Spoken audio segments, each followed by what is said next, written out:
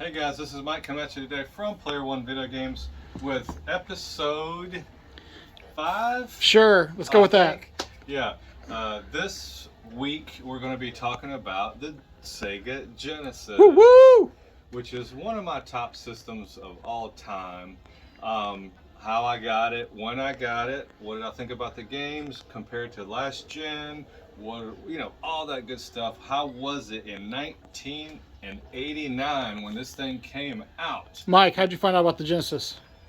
Okay, I did know about the Genesis before it came out, and I knew, back then there were still no true hard launch dates, right? Right. It was supposedly in August, September when this thing came out. So how did I find out about it? You know what I would do? Every week I'd go to Toys R Us and see if they had one, or ask them, when are you getting a Sega Genesis? And they go, well, not this week. And I remember them getting geared up for putting in the Sega Genesis with the little flip things they had at Toys R Us. Right. And actually, you know who bought it for me? Who? My high school sweetheart as a super early Christmas gift. Aww. Yeah. So the day came. Me and her went to Toys R Us right here on Bay Area, across the street from Baybrook Mall, when it was there. Rest in peace. Yes, rest in peace. Lots of great memories there.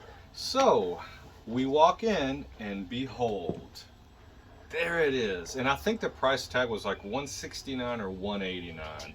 And this is actually my original Sega Genesis that we bought that day.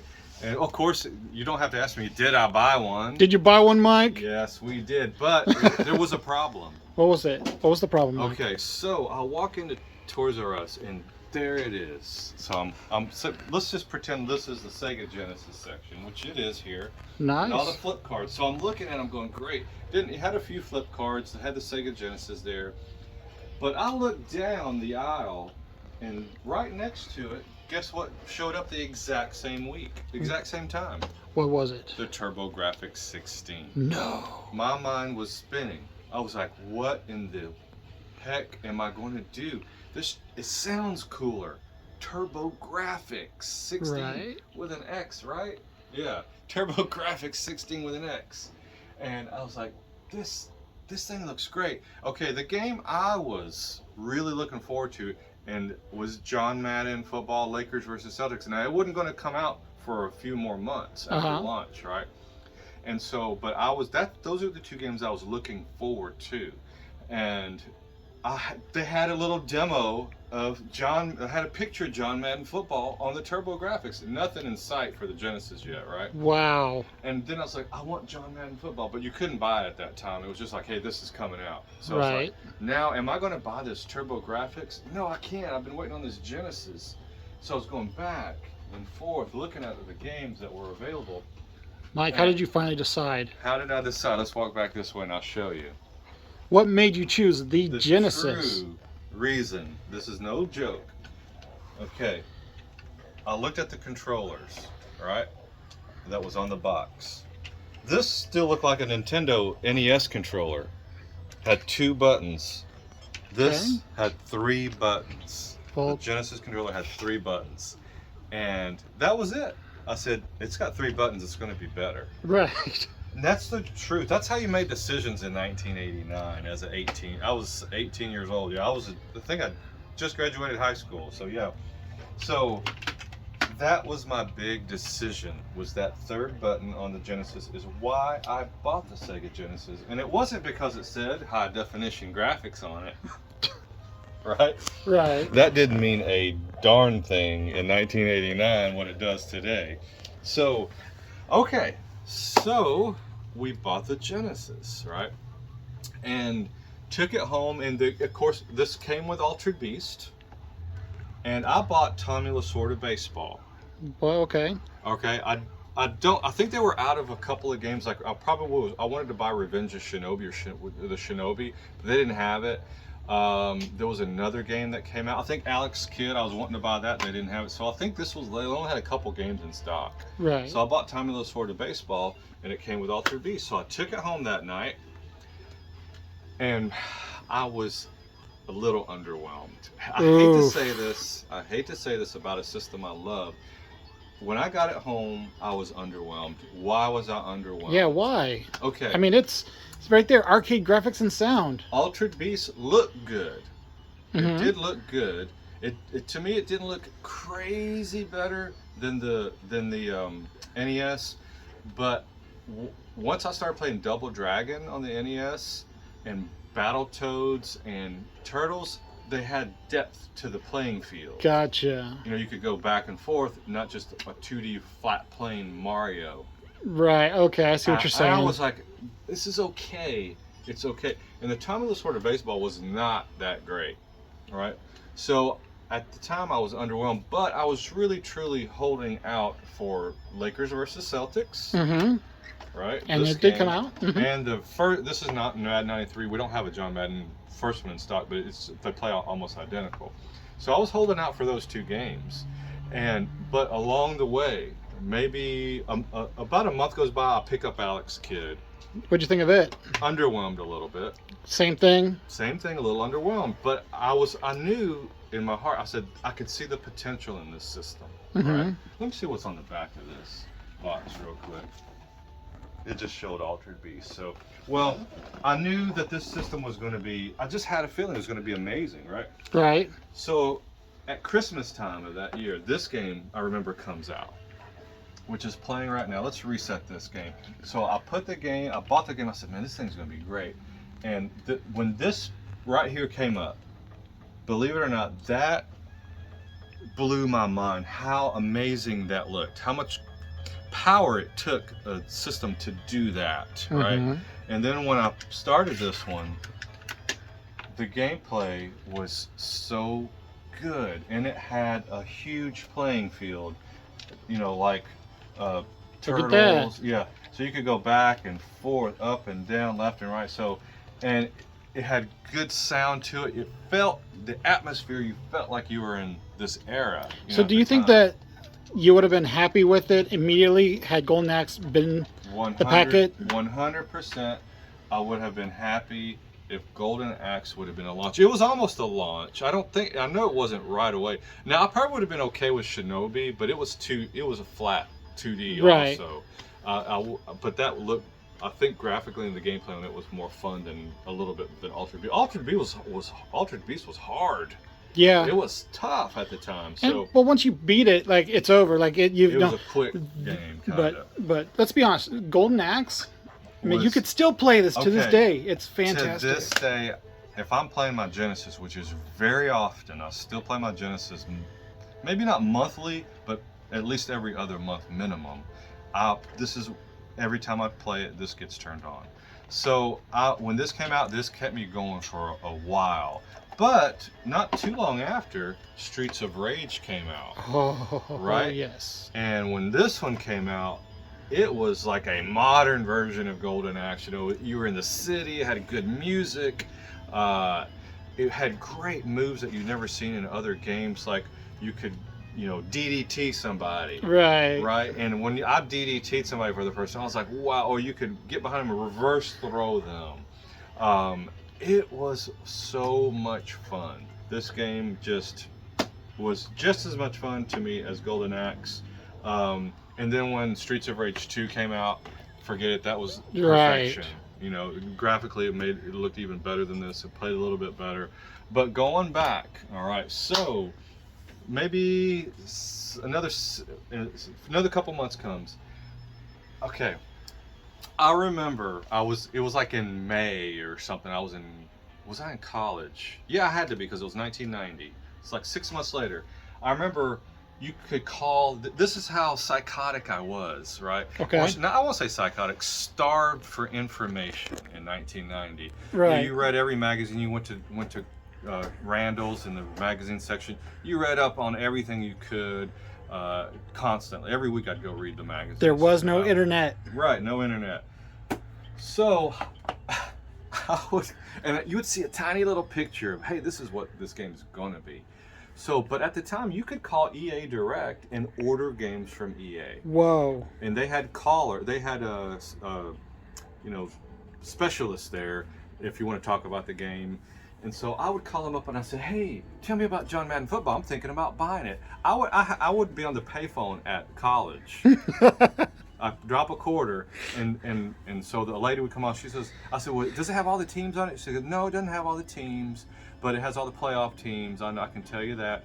Would you like to pre-order it, sir? I said, well, tell me a little bit more about it, ma'am. I said, which way do you play? Do you play vertical or horizontal? No, it's vertical, sir. Oh, okay. Let me think about it and I'll call you. So the next week comes. Go back to the payphone, drop another quarter, and I go, please don't let it be that same lady. Okay, no, it's a guy now. Okay.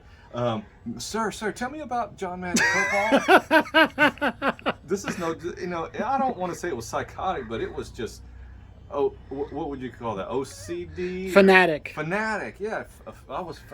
It was just, it was eating me up inside. I had to know about this game. And so they said, well, you can order it now, and then you can get it. It'll come out in 2 more months or a month or 2. I go, oh man, well, tell me about Lakers versus Celtics. But I was more excited about John Madden football and I was excited about Lakers versus Celtics.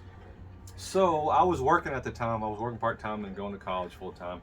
So I had a little bit of pocket money. So finally, after about the 20th call to EA, I ordered it, right? I ordered John Madden football and Lakers versus Celtics. And I remember the day they came to the door. I ran, the doorbell rang, got delivered one evening, it was late. And so I got him, and I played Lakers versus Celtics, and I said, oh, this is wonderful. This is what I've been waiting on. I loved it. Then I put in John Madden football. Not this one. The first one, 91 it would be. They didn't say 91. And it was so overwhelmingly hard to me. It was overwhelming because you had 11 on 11. You had a giant playing field. It was just so many plays you could call. I was used to Tech Mobile, 4 plays. Right. Madden had like 50 plays. You had a clock. It was more like real football. And I had to put it down. It fried my brain. I couldn't wrap my head around it. So I went back to Lakers versus Celtics, and I said, I'm not giving up on this John Madden football. I've been waiting 8 months for this thing. Right. So finally I got used to it. I got used to the gameplay, and I fell in love with that because it was so deep. So, for the time, such a deep playing football game. Right. And the field was so big. And let me show you what I love about 16-bit games, right? What I love, I hope that I get the ball first. What I love about 16-bit era. Now, John Madden 93 is one of my top 3 favorite games of all time. I still play this one to this day, and I play the John Madden. I have I wish I would have brought it. I have a John Madden Championship Edition that was only a Blockbuster release. Uh-huh. I have it at the house too. So, what I love. Look at that. Yeah. What I love about 16-bit era is, you know what? This right here is my favorite. Oops. Oh, I accidentally hit it. That's okay. I want to trade controllers out. What did I think about this controller? Well, it had 3 buttons compared to 2. I loved it, but you know what? I liked the NES better at the time a little bit because this thing was very stiff. And this one felt too big. I was so used to the NES controller, but when Street Fighter came out, with this 6 button. Oh, forget about it. You just went from 3 to 6 buttons, Mike. But what was cool, this D-pad was the perfect mushiness. It had just enough mush in it that I still love this controller to this day. So let's go back to this, and hopefully I won't kick it again or hit it.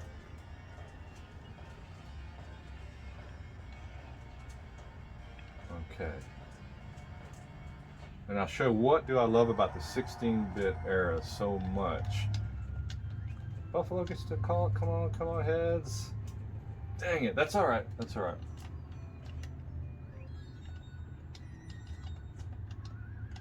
So what I love, I can do it on the kickoff, is whenever you control the player and you go very fast left and right, however fast you can do your thumb is how fast that player is going to go this way. Like see my guy? I see him. So however fast you could get your thumb moving, if your thumb was faster than buddy's thumb, you're going to win in most of the games. So that's what I love about the 16-bit era, is that it's instant control. It's a digital instant, where nothing's wrong with the one now, with games now, but you know, it's not an instant.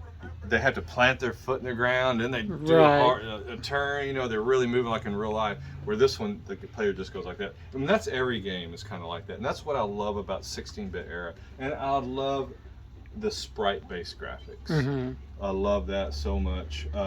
So saying that, you know, I was a little underwhelmed at launch, but I knew that it was going to be great. Okay, I knew it. So let's talk about.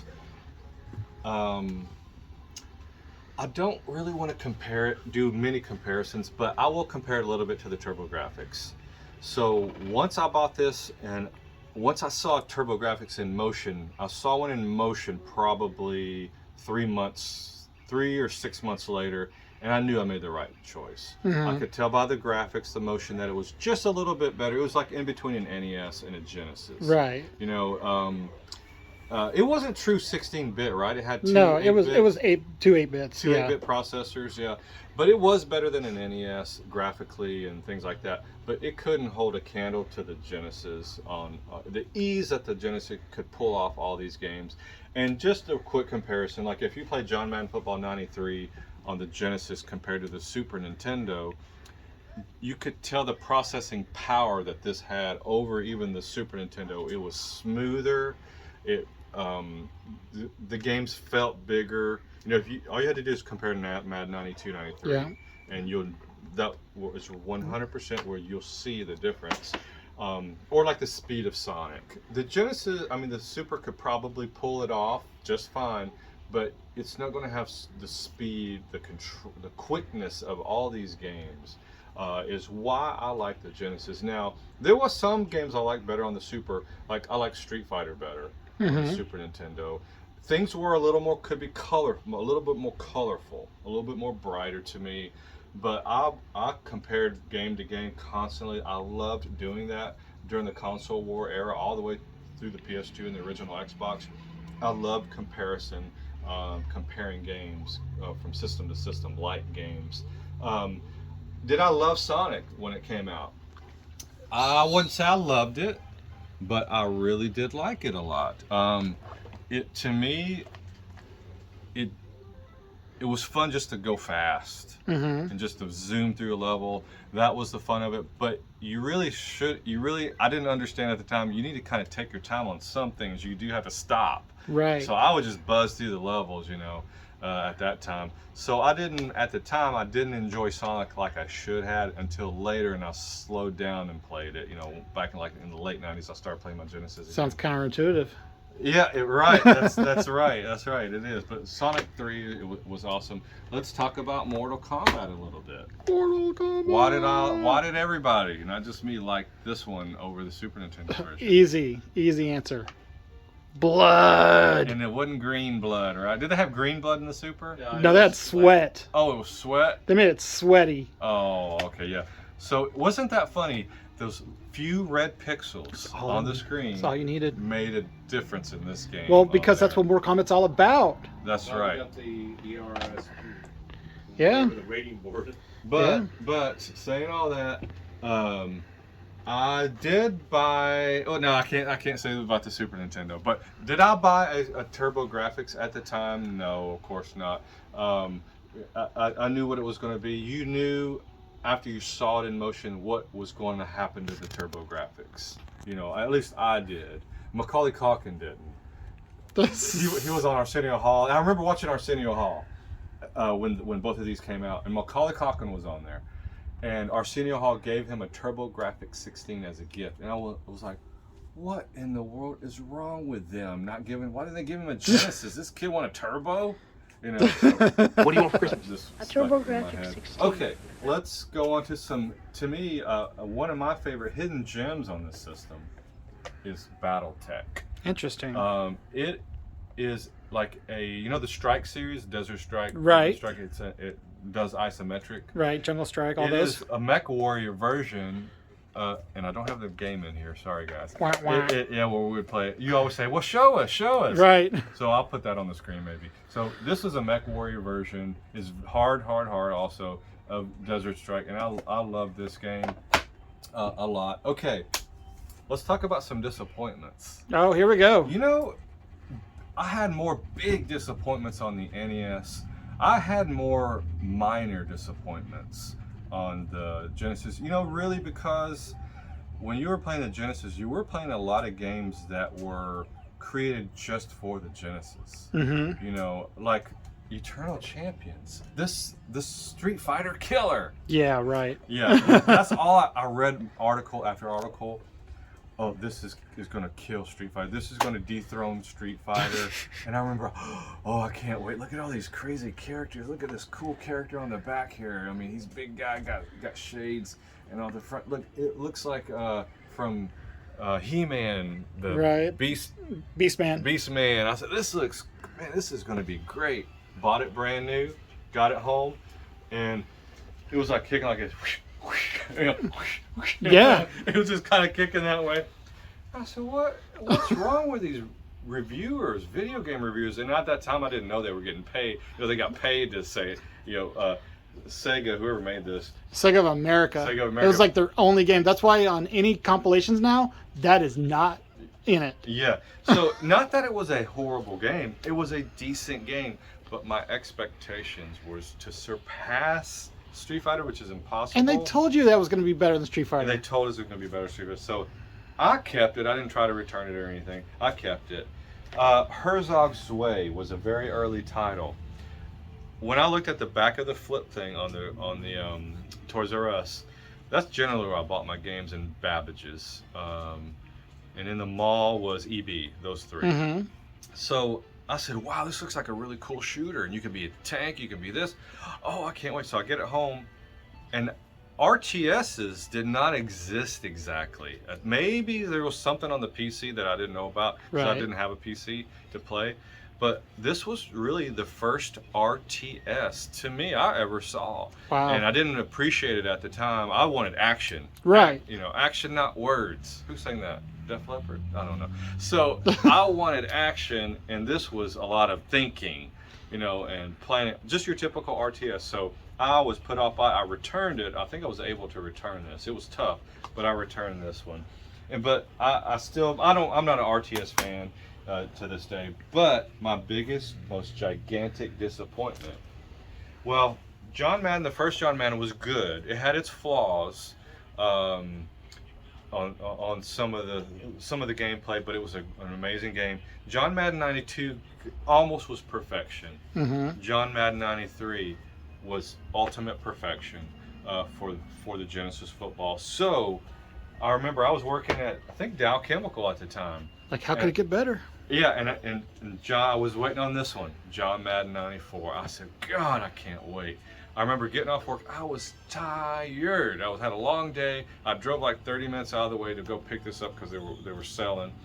And I get home, I pop it in, and I go, what did they do to my John Madden Football 93? They destroyed it. They made the field tiny. They made the characters look dumb on it. They made it, gameplay was totally different. I'm not even going to put this in. I don't wouldn't even want to put this in.